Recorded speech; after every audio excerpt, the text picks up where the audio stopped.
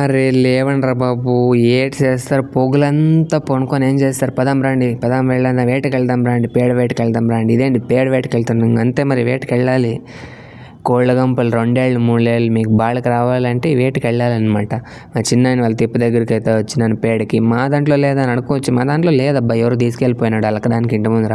కాబట్టి మా చిన్నాయన వాళ్ళు కూడా ఏమనుకోరు, ఎవరో ఏమనుకుంటారనేసి పోద్దండి. ఒక చిన్న బకెట్ పేడకి ఊరు మీ ప్రాణాలు అయితే తీరు, జైలుకి కూడా అయ్యారు. వచ్చేయండి తీసుకోండి, బాగా పచ్చిగా ఉండే పేడ అయితే తీసుకుంటాను చూడండి ఫ్రెండ్స్.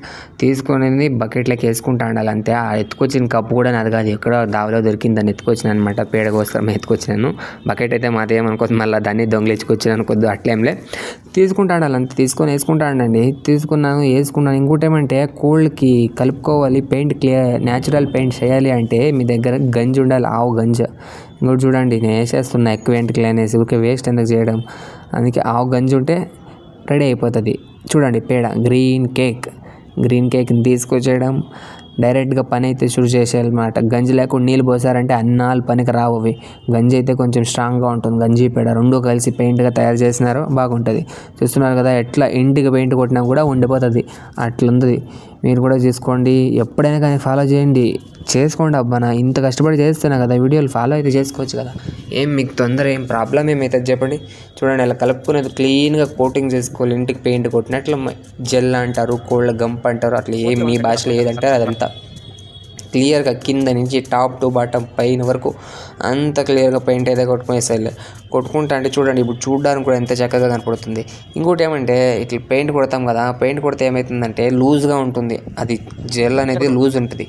ఎప్పుడు మనం ఈ న్యాచురల్ పెయింట్, ఆర్గానిక్ పేడ పెయింట్ కొడతామో, ఆ పేడ పెయింట్ కొట్టినప్పుడు అయితే టైట్గా బిగుసుకుపోతుంది అన్నమాట. బిగుసుకుపోయినప్పుడు తట్టి అనేది, అయితే తట్టి కూడా అంటాం మేము దీన్ని. ఈ తట్టి ఏమవుతుందంటే స్టిఫ్గా అయితే కూర్చుంటుంది. అప్పుడు నువ్వు 2 ఏళ్ళు కాదు, 3 ఏళ్ళు కాదు, 4 ఏళ్ళు కూడా వాడబ్బా, కరెక్ట్గా వస్తుంది. అంటే వానకు నానకుండా చూసుకోవాలి అంతే. ఎండకు ఎంత పెట్టినా ఏమవ్వదు. వానకు కొంచెం నానకుండా చూసుకోండి. ఎండకు కూడా జాస్తి పెట్టకపోండి, కావాల్సి ఎందుకు పెడతారు, ఎప్పుడో మిస్ అయినప్పుడు పెడతారు. అలా వాడుకున్నారంటే మీకు 2 ఏళ్ళు కాదు, 3 ఏళ్ళు కాదు, 4 ఏళ్ళు పక్కా వస్తుంది, నేను కన్ఫర్మ్ ఇస్తాను. లేదా మీరు ఇలా చేసి ఏమైనా మీది ఏడాదికే పోయిందంటే నాకు కంప్లైంట్ చేయండి, కామెంట్ సెక్షన్లో వచ్చి మీకు తెట్ అయితే తీసేస్తాను. Don't worry boys. ఇట్లంతా చేస్తున్నా కదా, మీరు సబ్స్క్రైబ్ చేసుకోవచ్చు కదండి. ఎందుకు చేస్తున్నారు? దయచేసి అంతా సబ్స్క్రైబ్ అయితే చేసుకొని, లైక్ అయితే చేసుకొని, మీ సపోర్ట్ ఉంటే ఇంకా ఇలాంటి చాలా వీడియోలు చేస్తాను, దానికేం ప్రాబ్లం ఏం లేదు.